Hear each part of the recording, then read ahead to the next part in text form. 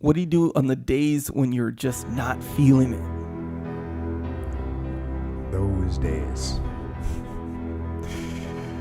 Those days when I'm tired or worn out or just basically sick of the grind. Well, what do I do on those days? I go anyways.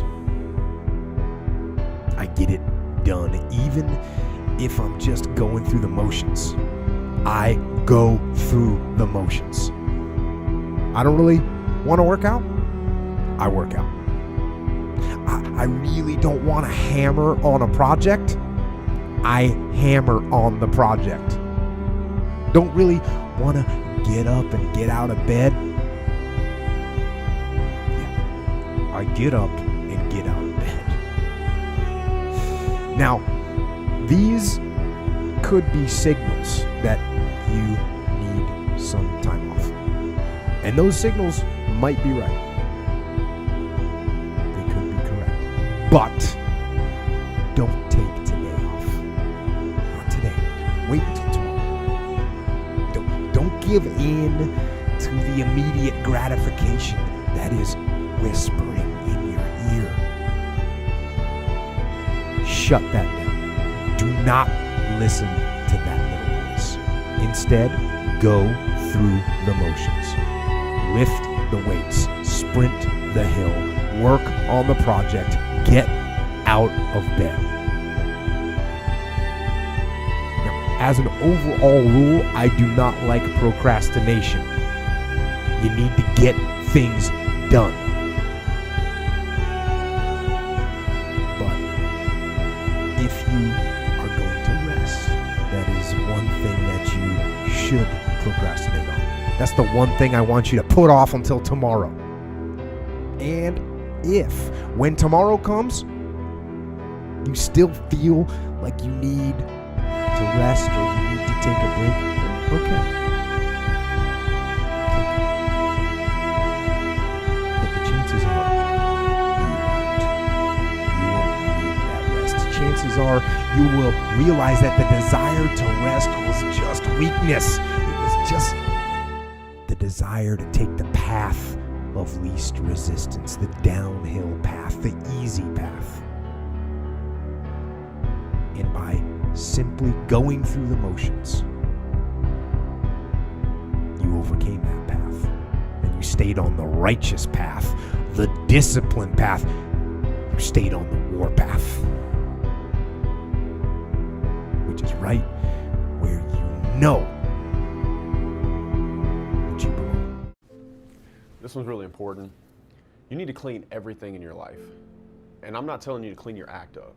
I'm going to simply state to you why keeping everything in your life clean is going to make your life substantially easier. You want a cheat code? This is it. Wear clean clothes. Take a fucking shower.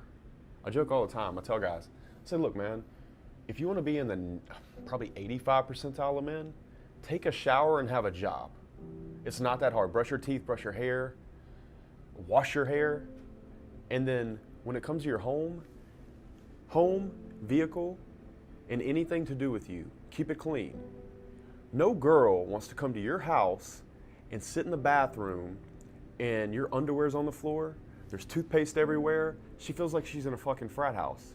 And let me tell you something about a woman. It's about how you make her feel. It's about how you make any person feel. And if she feels like she's in a frat house, then it feels like she's a whore. So you can make her feel like a whore and have her in a dirty space, or you can be classy, clean your things up, make her feel like she's in a clean environment, and then she's with a classy man, and I promise you she's gonna most likely wanna sleep with you substantially more than she would if your underwear's on the floor and there's shit everywhere in your bathroom, or in your bedroom, or in your car. Make her feel like a woman, not some cheap slut.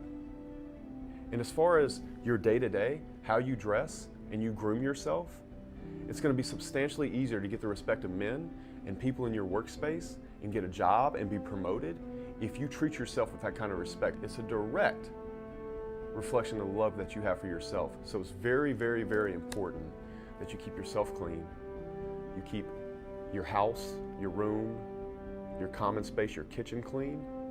You keep your vehicle clean, because perception is absolute reality, and it's how you make people feel when they're around you and around your spaces. Don't mess this up. It's one of the easiest things you can do in life to get ahead, and I genuinely believe that. So look, if you can't understand what I'm about to say, you are absolutely fucked in life, I promise you. And that's this: nobody is coming to save you. And you can look at this in one or two ways. You can look at this in a way where you're upset about it and it's not fair. Well, newsflash, life ain't fucking fair. So let me say this with love. One of the best days of my life was the day that I realized that nobody was coming to save me. And it sounds scary, but you can get to a point where you can know this and kind of be excited about it. And let me give you a good example.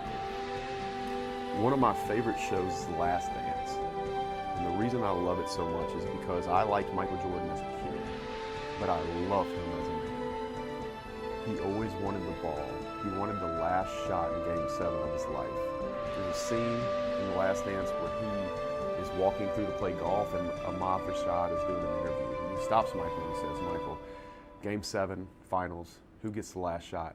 And he looked at him with almost a bit of disgust, and he said, "Me, of course me." And that may sound arrogant, but the truth is, it's not arrogant. He humbly understands that that is his best shot, and he wants control of his life. So a lot of guys don't necessarily want that last shot, and what that really means is they don't trust themselves yet. So if you're one of those guys, you really need to look in the mirror and ask yourself, why don't I want the last shot? Why do I not want control of my situation? Because when you can know that nobody is coming to save you, and that it doesn't matter whether you have help or not, that you trust yourself in such a way here that you know you want control of your situation, it's a freedom like nothing that I could describe to you. It means you're competent. It means you trust yourself.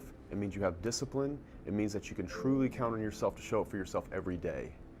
And that is one of the most powerful things a man can ever have in his life.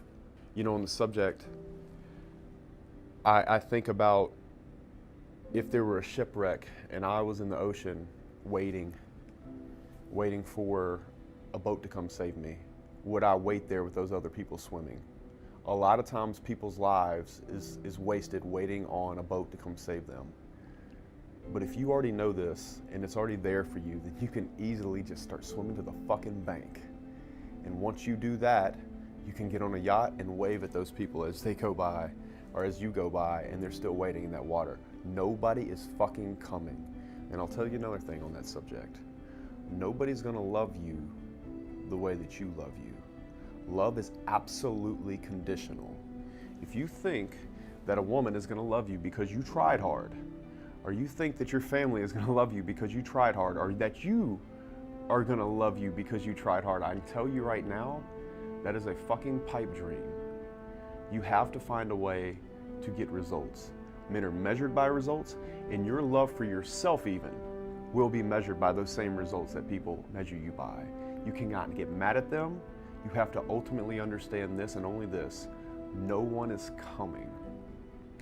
And you have to be able to get comfortable with that and go find pain to create the competencies that will allow you to want that situation to be real for you. You have to ask for the ball. Give me the fucking rock is the only answer for you in your life, because nobody's gonna love you as much as you do. Nobody's gonna care as much as you do. And nobody cares about anything else when it comes to a man other than the results that he puts out. The end. And I say this with love, I really do.